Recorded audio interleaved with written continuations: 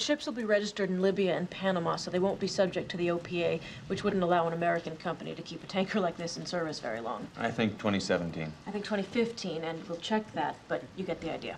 I think all that's left, then, is to dot the T's. Actually, I have a thing.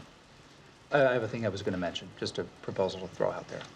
When I was a congressional aide, we had an expression no idea was too stupid to say out loud, so here it is, and bear me out. Instead of buying these ships, don't buy these ships. Buy other ships. Buy better ships. That's my idea. What's he talking about?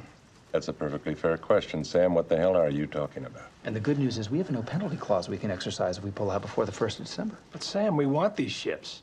This is as little as we've ever paid for a fleet. Well, there's a reason why they don't cost a lot of money. They're 20-year-old single-hull VLCCs that nobody else wants. When they hit things, they will break, and they will hit things, because they don't have state-of-the-art navigation systems. They don't have G3 tank gauging or EM 5000 engine monitoring, the recommended stay electronic or electropneumatic ballast. And yesterday, he didn't know the difference between a ship and a boat. Sam, I thought you told us you covered our liability. I did. Strictly speaking, I did, but there's a broader liability to think about. People drove past Exxon stations after Valdez. We've got PR firms for PR problems. There's a Suez tanker ready to launch in the Koji Island shipyard in Korea. Chevron just dropped the option. It's sitting in a cradle. Let's go get it. Sam, can I talk to you for a second? 308,000 deadweight tons, carries 2.2 million gallons. You can have it today for $46 million. Sam? $46 million. That's a good price. Sam, what are you doing? I think I have an obligation. What are you doing? Maybe they want to buy safer boats, but we never gave them the option. Are you trying to get fired? Maybe they're really going to thank us for this suggestion. Knock it off, Sam. Look. Knock it off.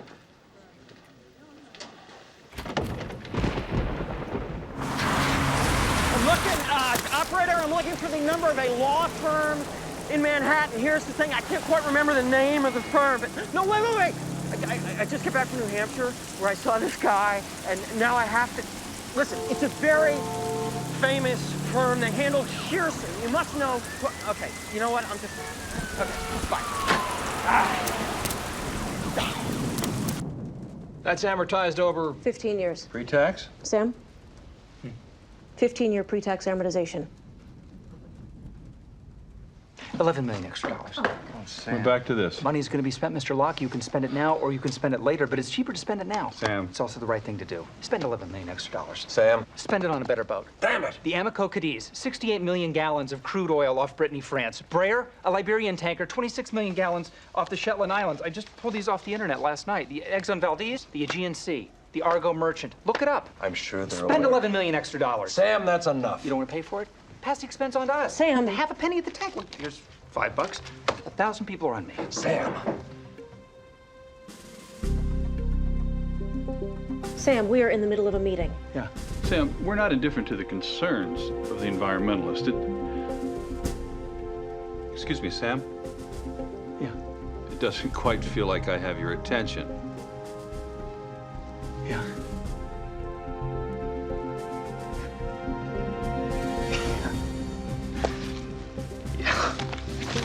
Not gonna need that. Sam, please keep your seat. Sam, where are you going? New Hampshire. Thank you very much. Thanks a lot. I wish I could spend more than a few minutes with you, but the polls don't close in the East for another hour, and there are plenty of election results still left to falsify. You know, with so many people participating in the political and social debate through call-in shows, it's a good idea to be reminded every once in a while. It's a good idea to be reminded of the awesome impact.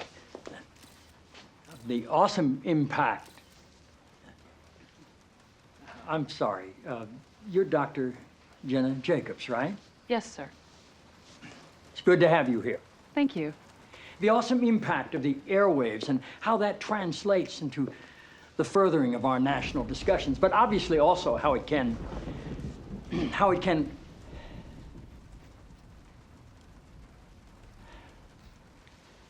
Forgive me, Dr. Jacobs. Are you an MD? A PhD. A PhD? Yes, sir. In psychology? No, sir. Theology? No. Social work? I have a PhD in English literature. I'm asking because on your show, people call in for advice, and you go by the name Dr. Jacobs on your show, and I didn't know if maybe your listeners were confused by that and assumed you had advanced training in psychology, theology, or healthcare. I don't believe they are confused, no, sir. Good. I like your show. I like how you call homosexuality an abomination. I don't say homosexuality is an abomination, Mr. President. The Bible does. Yes, it does.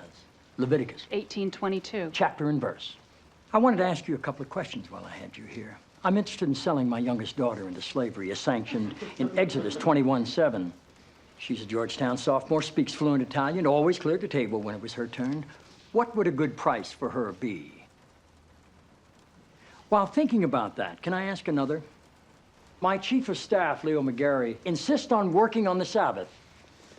Exodus 35:2 clearly says he should be put to death. Am I morally obligated to kill him myself, or is it okay to call the police? Here's one that's really important, because we've got a lot of sports fans in this town. Touching the skin of a dead pig makes one unclean, Leviticus 11:7. If they promise to wear gloves, can the Washington Redskins still play football? Can Notre Dame? Can West Point? Does the whole town really have to be together to stone my brother John for planting different crops side by side? Can I burn my mother in a small family gathering for wearing garments made from two different threads? Think about those questions, would you? One last thing. While you may be mistaking this for your monthly meeting of the ignorant tight-ass club, in this building when the president stands, nobody sits.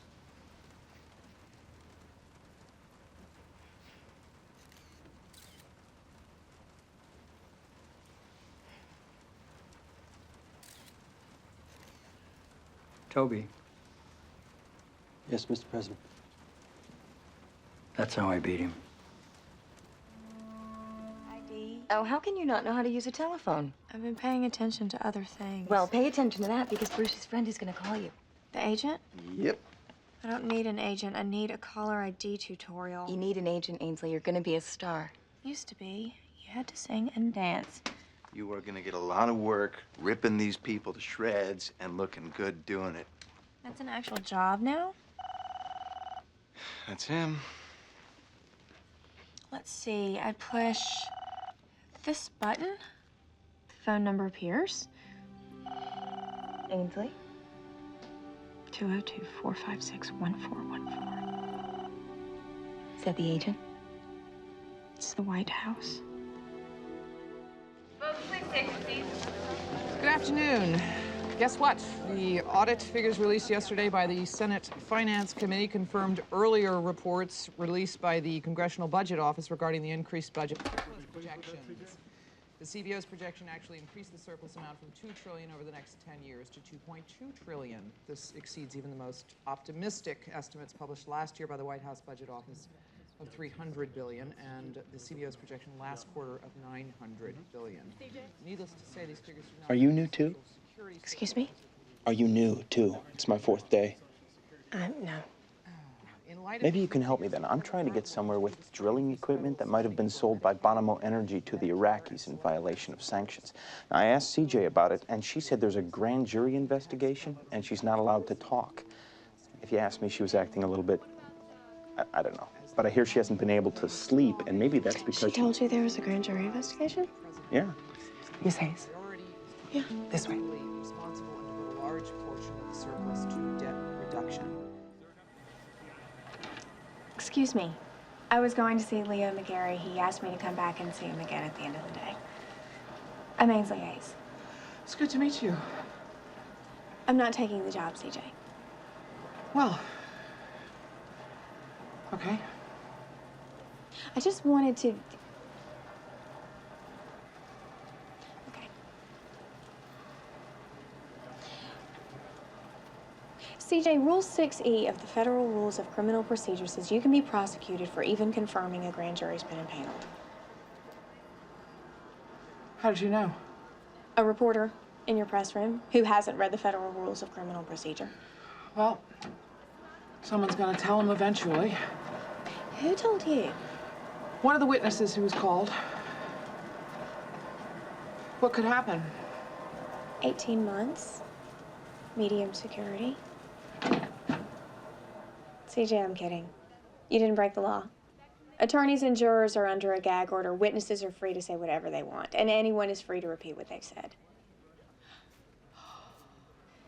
You know, I'm not sure that laying low and hoping nobody noticed was the best strategy here.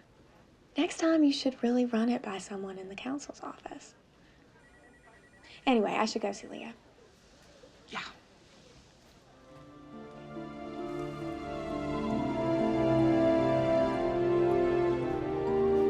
And you know they just wanted to hire her so they could say they did. Ugh.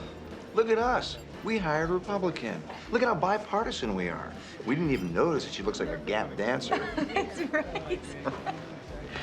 Ainsley, Hey. Bruce was just telling me. I couldn't resist. So they tried to hire you. Tell me about the look on McGarry's face What? when you said no. I, couldn't see him. He was called into... What's wrong? Nothing. He had to... Something happened. Oh, damn, I wanted you to say it to his face. I wanted to see... I hate these people. Did you meet anyone there who isn't worthless? Don't say that. Did you meet anyone there who has any... I said don't say that. Say they're smug and superior. Say their approach to public policy makes you want to tear your hair out. Say they like high taxes and spending your money. Say they want to take your guns and open your borders, but don't call them worthless. At least don't do it in front of me. The people that I have met have been extraordinarily qualified. Their intent is good. Their commitment is true. They are righteous, and they are patriots. And I'm their lawyer. How about this? Okay, Mr. President. I say this with all possible respect, but each of these knives cuts, meat. Why is it important? Because it's something we pass on. Something with a history, so we can say, my father gave this to me, and his father gave it to him, and now I'm giving it to you. Well, okay, sir, but if that's true, then why don't you already have one? I do have one. Why do you need a new one? I'm giving mine away. To Whom? To whom? Funny you should ask. Charlie, my father gave this to me, and his father gave it to him. And now I'm giving it to you.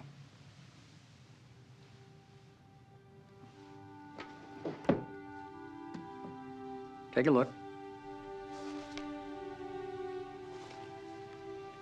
The fully tapered bolster allows for sharpening the entire edge of the blade. It says PR. I thought I knew them all, but I don't recognize the manufacturer. Yeah, these were made for my family by a Boston silversmith named Paul Revere.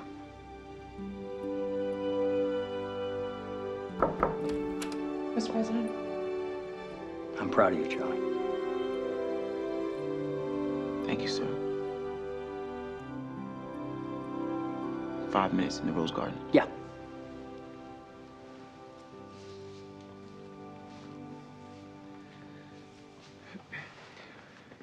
Mr. President? Yes. Hi. Hi. I'm sorry to ask you this, sir, but Not too late to stop yourself. I need you to pardon a turkey. I already pardoned the turkey. I need you to pardon another one. Didn't I do it right? You did it great, but I need you to come out here and pardon another one. Aren't I going to get a reputation for being soft on turkeys? Sir, can you come out here and just get this over with? No, I'm not going to just get this. What the hell's going on? They sent me 2 turkeys. The more photo-friendly of the 2 gets a presidential pardon and a full life at a children's zoo. The runner-up gets eaten. If the Oscars were like that, I'd watch. Mr. President, Just buy the second turkey. they already sold it. And there's not much I can do. You can pardon the turkey. The turkey hasn't committed a crime. Sir. CJ, I have really no judicial jurisdiction over birds. Yes, I know that, and you know that, but Morton Horn doesn't know that. He's the high school kid from the turkey place. He's in high school and he doesn't know I can't pardon his turkey. That's what I'm betting. CJ, if we don't, and I mean completely overhaul public education in this country. Yes, sir, but maybe this is not the best time to... Where the hell is he? Right out here.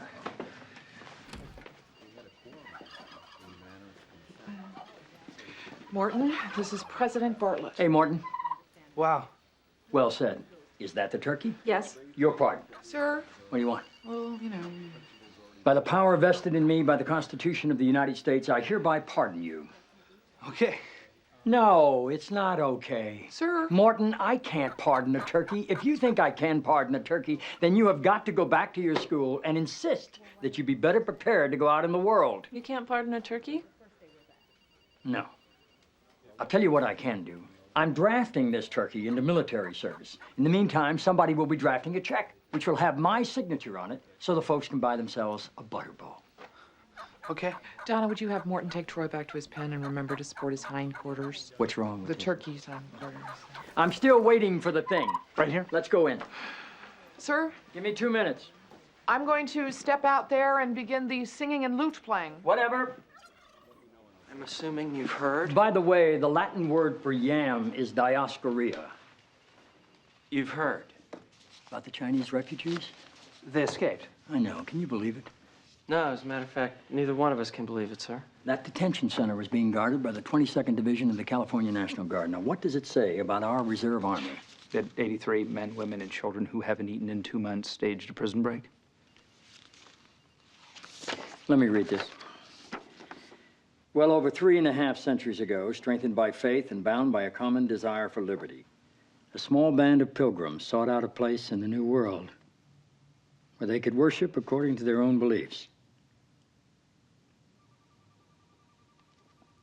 Now, therefore, I, Josiah Bartlet, President of the United States, by virtue of the authority and laws vested in me, do hereby proclaim this to be a national day of thanksgiving. I'll see you out there, sir.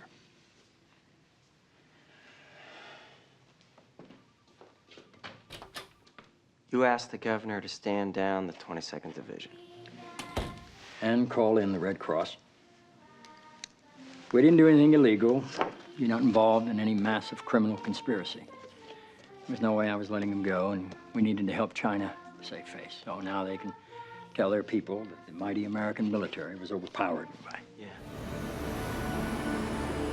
They're trying to export their way out of their own economic problems. Yes, sir. And by dumping low-priced steel on the U.S., you know what they're asking for? A protectionist response. They're begging for a protectionist response.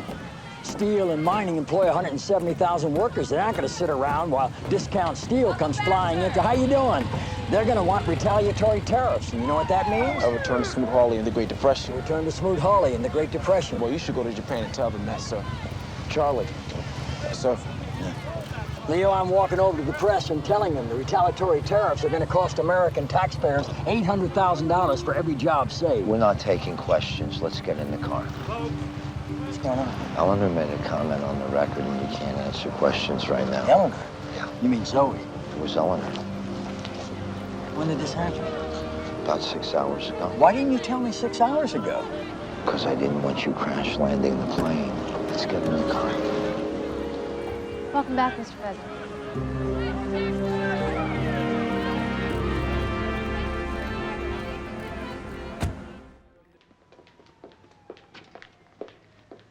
Welcome back, Mr. President. Thank you. I've had it, CJ. I've absolutely had it. Sir, What the hell is Danny Kincannon doing calling my kids? Mr. He knows better than that. They all know better than that. But Danny! Sir, he didn't... CJ, you're going to suspend his credentials for 6 months, and I don't give a damn. His paper wants to cover the president. They can send someone else. Mr. President, Danny didn't call her. I was told it was Danny. Yes, sir. She called him. She called him?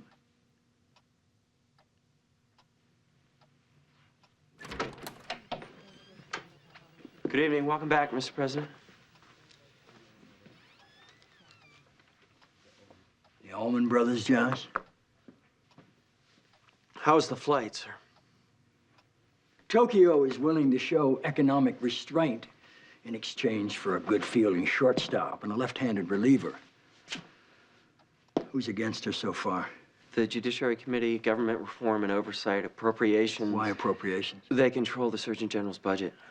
Who's coming to her defense? The Cannabis Society, the Cannabis Coalition, E-Cannabis Unum, the American Hemp League, and Friends of Mary Jane. Sir. Yeah? Sam's waiting to see you. Yes, I understand I've been congratulated for denouncing a movie I've never heard of. Yes, sir. I gotta hand it to you guys. You pulled off a political first. You've managed to win me the support of the Christian right and a Cheech and Chong fan club in the same day. Leo's seeing her tomorrow. Anything else? No, sir. Thank you. Thank you, Mr. President. Thank you, Mr. President. Consumer cost per job saved. Retaliatory tariffs on steel imports are a disaster. Anyone wants to check my math, they're more than welcome to. Anybody who wants to shove the Golden Gate Bridge up Japan's ass, they're more than welcome to do that too. Mr. President. Thank you. Yes, sir. Ellie, thanks for coming. Hi, Dad. Come on in. I have set up monumental, unprecedented, unbreakable rules about my children in the press. I have gotten White House reporters transferred to Yemen for approaching Zoe and Elizabeth. It is the law.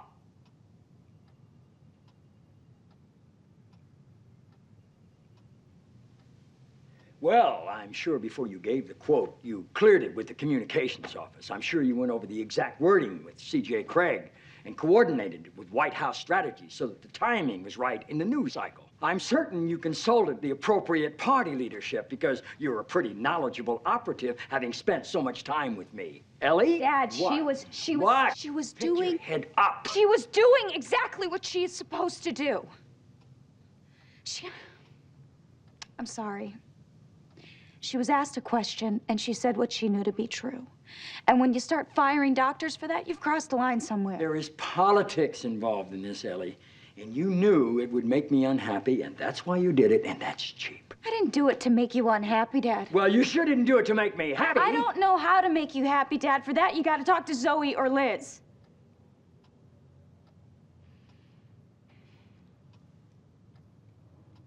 Okay, let's drop it.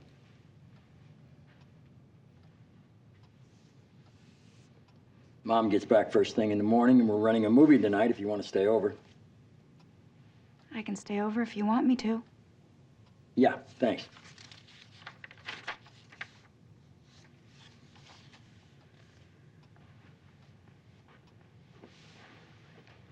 How does he not just tell me? Sir. How does he not come to me and say, Jed, this is my grandson, and there are lots more like him, and there are lots more to come. Can you help us out? Because Damn it, he knows we would have gotten it done.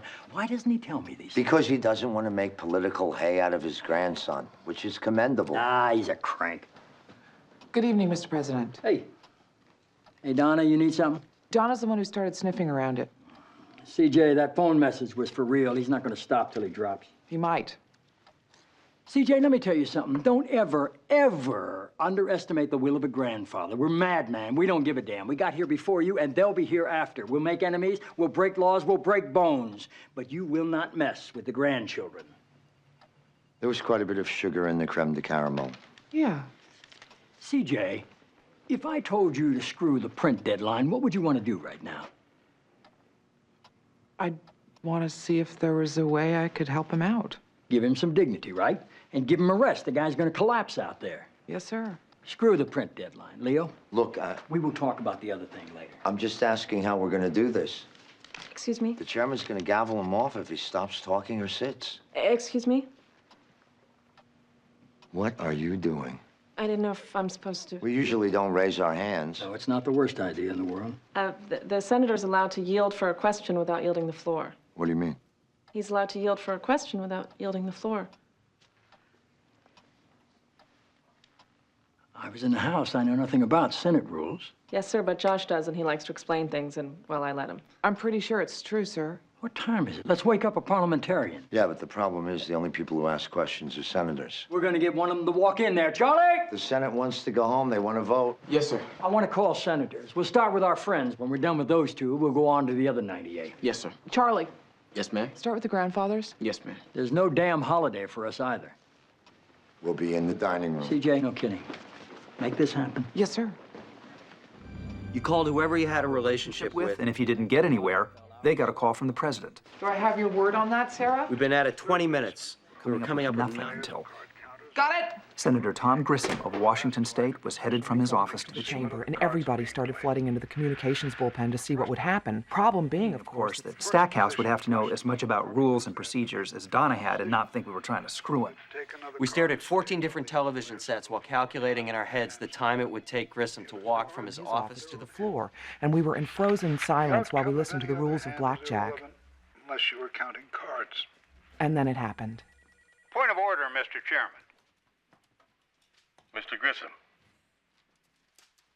Will the senator yield for a question? Come on.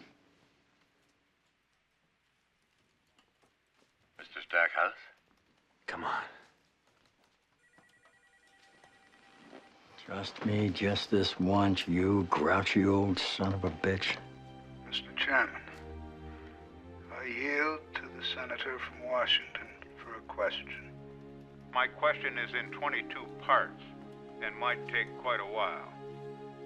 Perhaps you'd like to sit and have some water while I ask it. Yes! And that was it. Grissom gave him a rest and an opportunity to answer some real questions about autism. And when Grissom was done, McNamara took over. And after McNamara came Gianelli. Grandfathers all. I'm gonna have to finish this up now and go into the press room and explain what happened. There'll be no vote tonight, and the Senate will go home for weeks. And Stackhouse, with our help, blew the print deadline anyway. There's really no reason For Josh not to go back to the conference chairman and reopen the bill. There's so many days here where you can't imagine that anything good will ever happen. You're buried under a black fog of partisanship and self-promotion and Stupidity and a brand of politics that's just plain mean. Yes, Hoynes had us nervous with his admonishment of big oil, and yes, the president was making us nervous too, but that's for tomorrow. Because tonight I've seen a man with no legs stay standing, Dad, and a guy with no voice keep shouting. And if politics brings out the worst in people, then maybe people bring out the best. Because I'm looking at the TV right now, and damn if 28 U.S. senators haven't just walked onto the floor to help.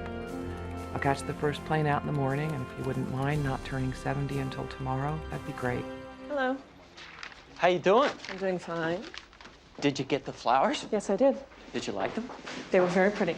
Do you know why I sent them? I know why you think you sent them. It's our anniversary. No, it's not. I'm the sort of guy who remembers those things. No, you're the sort of guy who sends a woman flowers to be mean. You're really the only person I've ever met who can do that. I'm quite something. Yes. I sent them to mark an occasion. Are we really going to do this every year? For I am a man of occasion. I started working for you in February. This is April, and you're an idiot. Well, you started working for me once in February, and then you stopped for a while. Yes. Then you started working for me again in April. That's the one I choose to celebrate, because it's the only one where you started working for me, and it wasn't followed by your not working, but rather going back to your boyfriend. And how, in comparison to that and him, you can call me mean is simply another in a long series of examples. Shut up, honest to God. Do you ever get tired of the sound of your own voice? No. Well, where are you going now? Sam and I are going to punch up the thing for tomorrow. Hey, we need funny people. Yeah? You know any? See, right there is a joke. It's the oldest joke in the book. I'll say. You know what, 80 Annie? I sent you flowers. I think what you're trying to say is, like, thank you, Josh. They're beautiful. How very thoughtful of you. Not many bosses would have been that thoughtful. Really? Because what I think I was trying to say was shove it. Okay, well, then I guessed wrong. You want me to help with the thing? Yes, I do, because you are such an hysterically funny person. Did you notice how I used "and" there properly? Yes, I did. You crack me up. You know, there are times, Yeah? when to put it quite simply, I hate your breathing guts. So the flowers really did the trick, huh? Oh, yeah. Josh. Oh! Well, that was predictable. Yes. I'm trying to find that speech Sam said. You know, we keep them on computer. Well, yeah, sure, I suppose. Except you don't know how to use a computer. Right. Josh. Yes? Josh. What the hell is happening now? You feel, I believe, because you're quite addle-minded, that this job was my second choice. Hey, I'm just grateful we were your last choice. I'm going to give you a little gift right now, which you don't deserve. Donna, if you've got your old Catholic school uniform on under there, don't get me wrong, I applaud the thought, but... Okay, what I need is for you to stop being like you for a second. Okay. When I came back, you remember I had a bandage on my ankle? Yeah? I told you I slipped on the ice on the front walk? Yeah, you know why? Because you didn't put down the kitty litter. I was actually in a car accident. You're in a car accident? It was... Seriously, you were in an accident? It was no big deal. You told me it was a late thaw. Yes, I did. Anyway, they took me to the hospital, and I called him, and he came down to get me. And on the way, he stopped and met some friends of his for a beer. He stopped on the way to the hospital for a beer? Yes. And so I left him, which was the point of my telling you this. I left him. So stop remembering that. What I remember is that you took me back when you had absolutely no reason to trust me again, and you didn't make fun of me or him, and you had every reason to. Donna. You're gonna make fun of him now, aren't you? No. because that's why I didn't tell you in the first place. I'm not gonna make fun of him. Good. But just what kind of a dump kiss were you? He was supposed to meet some of his friends. He stopped on the way to tell them that he couldn't. And had a beer? Does this make you feel superior? Yes. You are better than my old boyfriend. I'm just saying, if you were in an accident, I wouldn't stop for a beer. If you were in an accident, I wouldn't stop for red lights. Thanks for taking me back. Oh, and the flowers are beautiful. Do you know why? Oliver.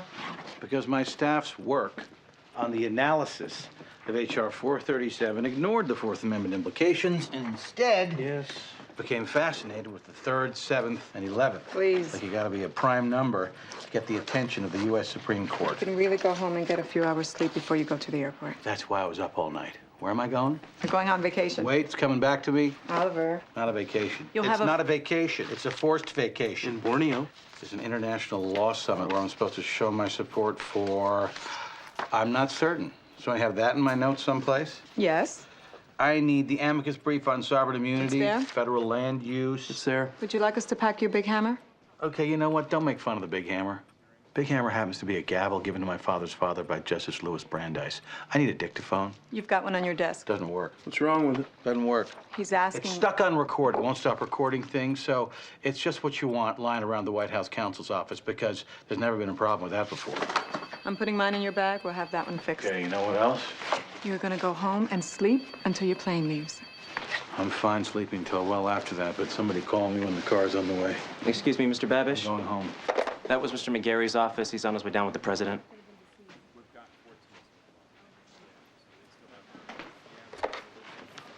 You should fix your tie. Yeah. I couldn't disagree more, Cal. As long as these people are funding their public school districts with property taxes, neither the value of the schools nor the value of their property is going to go up. It's a vicious circle. It's terrible, and it has to be stopped. So we're going to do something about it? I wouldn't go that far. Anything else? No, sir. Thank you. Thank you. Thank you, Mr. President. Mr. President? It's a vicious circle, Leo. Yeah. Never stops. Sir? Just goes round and round. Look. Round and round. Let's go see him. Now? He's waiting for us. We really need to see him now. What better time? Well, later. Let's go. 5 White House consuls in 2.5 years. Corcoran, Gates, Solomon, Tribby. Why can't I keep a head lawyer around here? Because they all show up thinking they're going to be a counselor to the president, and you never let them in. I don't like new people. Oliver Babish isn't a new person. You know each other. Your kids know each other. You built hospitals together. He was Midwest finance chairman on the campaign. Never played chess, though, have we? No. See? You're scared of Babish. Oh, like you're not. No, because we are both men of Chicago. What is it with people from Chicago that they're so happy to have been born there? I meet so many people who can't wait to tell me they're from Chicago, and when I meet them, they're living anywhere but Chicago. You wouldn't understand. He looks down his nose at me because I'm not a lawyer. Yes. I didn't go to law school. I got a PhD in economics instead. Your parents were very proud. Yeah, and all that happened was I won a Nobel Prize and got elected president. So I guess that decision didn't really pay off. Yeah. Should I run back and get my Nobel Prize? I think he knows you've got one. Yeah, he's been here 3 months. He's got a nicer office than I do. He's got a nicer office than I do. That matters less to me. Good morning, Mr. President. Hey, Oliver. Come on in. Hey, what are the bags for? I was just heading out on vacation. Oh, gosh. Oliver, this can keep. Mr. President. Man's bags are packed. Where are you going? Sarawak. Asia's best kept secret. Sir, is this something you'd like to, It's really not even. I don't want you to worry that much about it. Sir. I'm easing in. Okay. Well, Oliver, it really boils down to this. I'm going to tell you a story, and then I need you to tell me whether or not I've engaged 16 people in a massive criminal conspiracy to defraud the public in order to win a presidential election.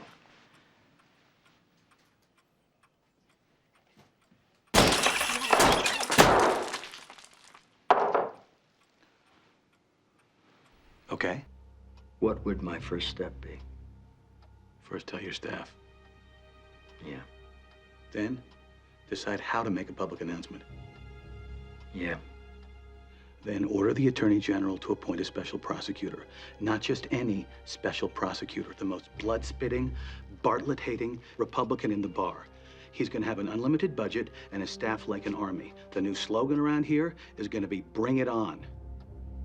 He's going to have access to every piece of paper you ever touched. If you invoke executive privilege one time, I'm gone. An assistant DA in Ducksworth wants to take your deposition, you're on the next plane. A freshman congressman wants your testimony, you'll sit in his kitchen. They want to drag you to The Hague and charge you with war crimes. What do we say?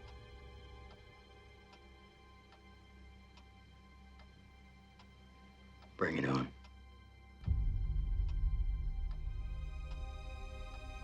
I'll be in my office for a while if you need me.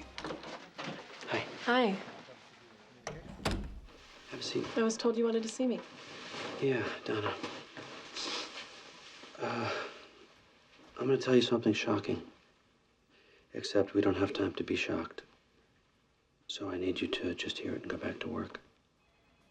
Yeah. 8 years ago, the president was diagnosed with MS. He concealed it during the election, but we're going public Wednesday night with a live network interview and a press conference. This is what Josh is going to be working on 24 hours, and he's going to need your help, and he's going to need you to know. And so I'm telling you. Yeah.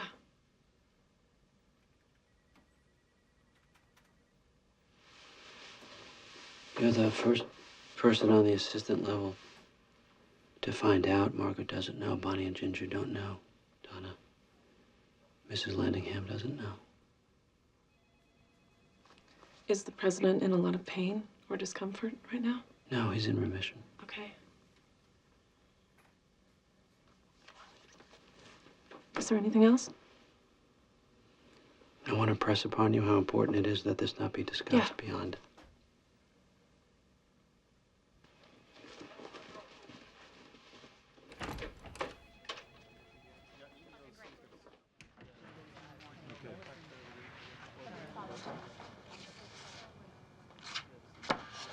You need this?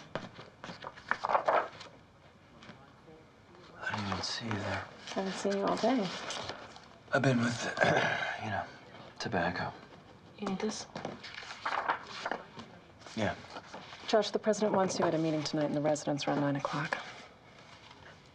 I'll tell you what that is. That's the Blue Ribbon Commission on Reform. Let me tell you, I'm gonna be collecting benefits or, not by the time we get this blue ribbon thing up. Josh. Yeah. I'm trying to... See, this is why I'll never have a career as a Donna, what? Sagittarius.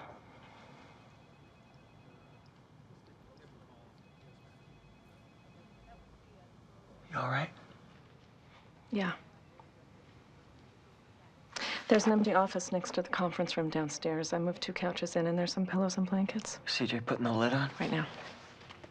And Leo's ready for you now.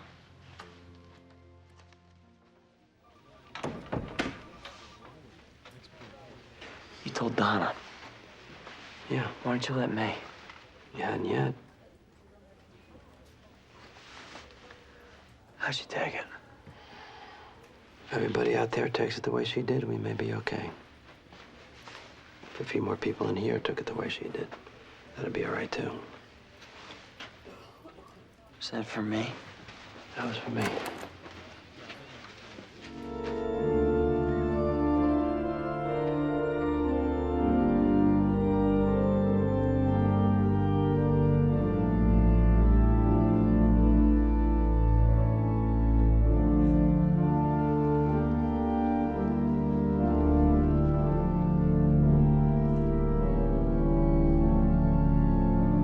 Chaplain makes $4,100. The nurse makes $3,100. Miss Mueller gets paid an additional $200 a year to conduct the choir and band, while Mr. Ryan gets paid an additional $400 a year to coach the rowing team. Crew. What? It's not rowing, it's crew. If Florence Chadwick is a married woman with no dependents and Mr. Hopkins has a family of 4 to support. If we paid people according to how many children they had to support, then Malcolm Bunny, the groundskeeper, would get triple what the headmaster gets. Mrs. Landingham. You know I'm right. Look, you know I'm right. You've known it since I brought it up. You've known it since before that. What do you want me to do about it? I want you to bring it up with your father. I'm not a woman and I don't work here. The women who do are afraid for their jobs. If they bring it up, they're afraid for their jobs. What is it you're afraid of? Why do you talk to me like this? Because you never had a big sister and you need one. Look at you. You're a boy king. You're a foot smarter than the smartest kids in the class. You're blessed with inspiration. You must know this by now. You must have sensed it. Look, if you think we're wrong, if you think Mr. Hopkins should honestly get paid more than Mrs. Chadwick, then I respect that. But if you think we're right, and you won't speak up because you can't be bothered, then God, Jed, I don't even want to know you.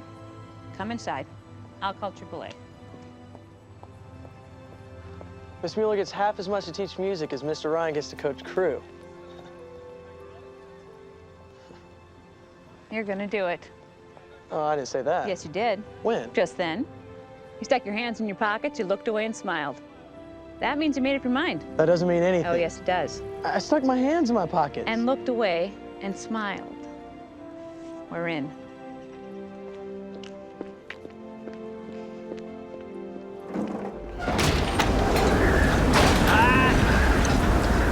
Damn it! Mrs. Landingham!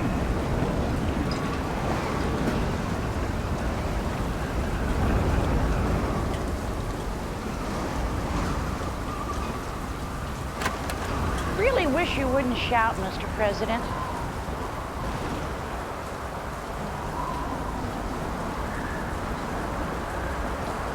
The door keeps blowing open.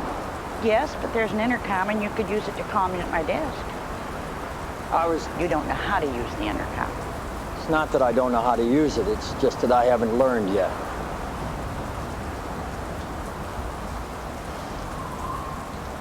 I have MS and I didn't tell anybody. Yeah. So you're having a little bit of a day. You gonna make jokes? God doesn't make cars crash and you know it. Stop using me as an excuse. Party's not gonna want me to run. Party will come back. You'll get him back.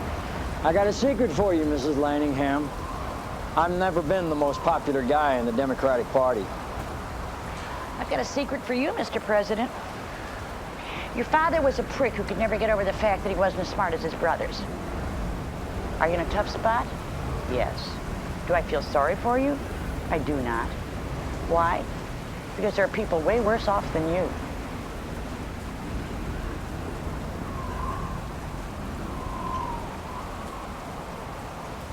Give me numbers. I don't know numbers. You give them to me. How about a child born in this minute has a 1 in 5 chance of being born into poverty? How many Americans don't have health insurance? 44 million. What's the #1 cause of death for black men under 35? Homicide. How many Americans are behind bars? 3 million. How many Americans are drug addicts? 5 million. And 1 in 5 kids in poverty? That's 13 million American children. 3.5 million kids go to schools that are literally falling apart. We need 127 billion in school construction. We need it today. To say nothing of 53 people trapped in an embassy. Yes.